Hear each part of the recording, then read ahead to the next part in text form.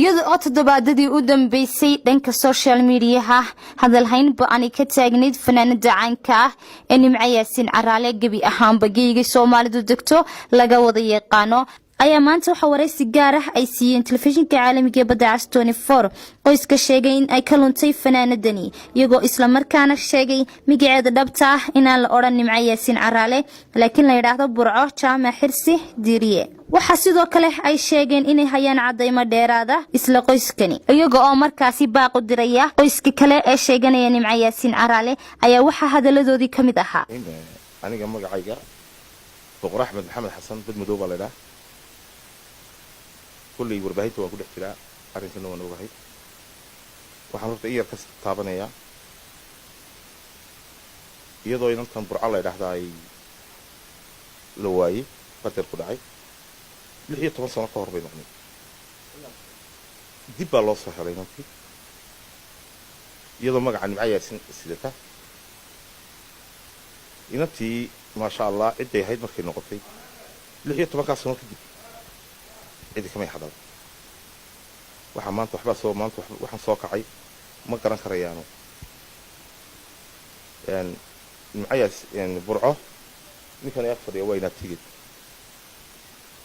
ninka habeer bay u tahay inanta habeer bay u tahay inantaasna waa walaasheed waxaan daba dadka maanta soo kacay leeyahay inuu neef xoolo xiradiisa habeen la waayaa la tabaa 16 sano dibadda maanta waxay tabeen ma garan karayo waxaan leeyahay dadkuna hadduu yahay dad wada dhashay fadeexada iyo nashad ma wanaagsana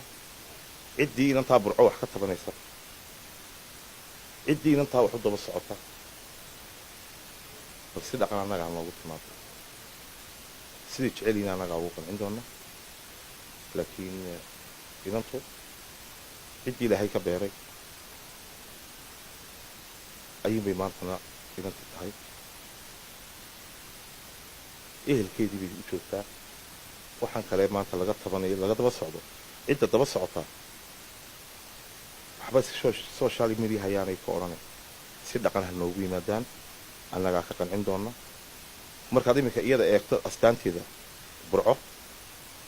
iyo inaabtigeedo ay ag fadhiya dadka taa wax ka oran doona abuurtooda iyo sumadooda marka inanta habeerta u tahay aanu intaasaan kaga baxaya waxaan leeyahay cidii iwalba diyaar baan u nahay inaan shaqayno inanteeda Burco hawsheed waad mahadsantahay nimcana waxaanu isku nahay laba walaalo abaana kala dhalay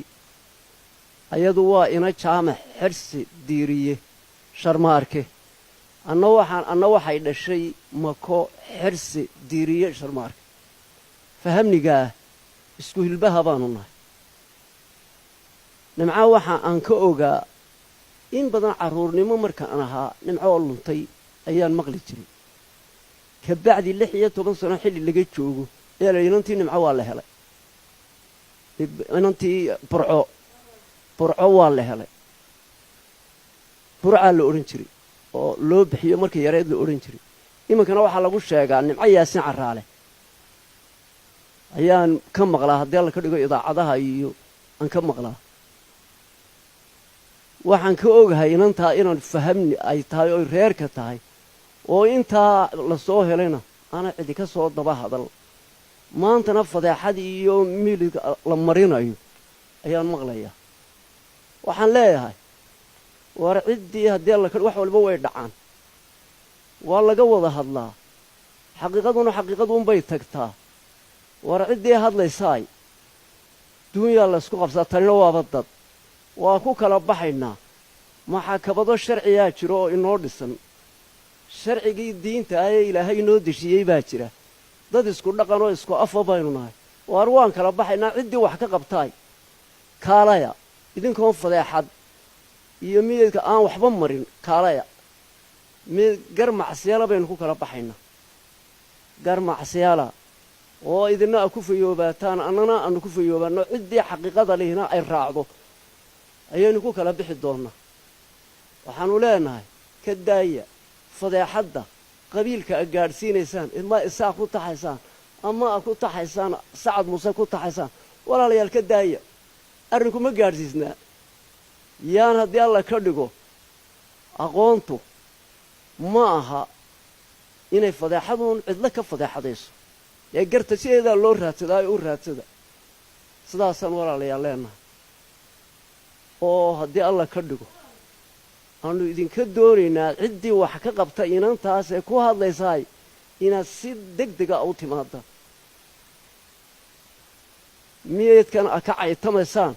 ama a ka faanaysaan waxba ma kala wado yaa sharci lagu kala baxaa jira xaqiiqaduna xaqiiqadeeday noqon war kaalaya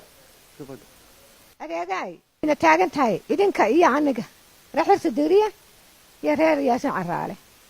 adigana dhiigga laga qaadi anaga iyo burcana dhiigga laga qaadi xamdi xayaad cilmi muuse telefishinka caalamiga badda cas 24 hargeysa.